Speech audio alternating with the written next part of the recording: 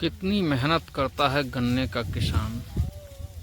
पहले खड़े गन्ने को काट कर गिराता है, फिर उसकी छिलाई करवाता है। छिलाई करवाने के बाद उसको बंडलों में बांधकर और फिर ट्रालियों में भरता है और उसको सेंटर तक ले जाता है।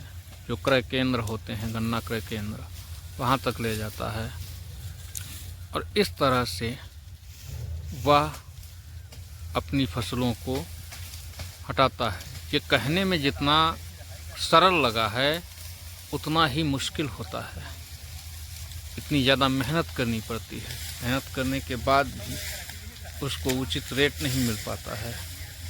गन्ने की जगह जगह पर दलाली होती है और उस दलाली को रोकने वाला कोई नहीं है। नियम बनाए जाते हैं लेकिन नियमों का तोड़ दलाल तुरंत ही निकाल लेते हैं और उसको निकालने के बाद वह तुरंत ही अपने लोगों को लगा देते हैं और वह 400 रुपये जो रेट है उससे कम में वह गन्ने को खरीदते हैं और यहाँ तक कि 250 रुपये से 300 रुपये के बीच प्रति कुंटल की रेट पर गन्ना खरीद लेते हैं और ख़रीद करके 100 रुपये कमाते हैं। और जो किसान गन्ने को तैयार करता है, 1 वर्ष तक इंतज़ार करता है, उसको मिलते हैं 300 रुपये।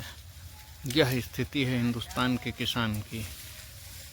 यदि उसके पास अपने कोई संसाधन हों जिससे कि वो गन्ने की फसलों को उचित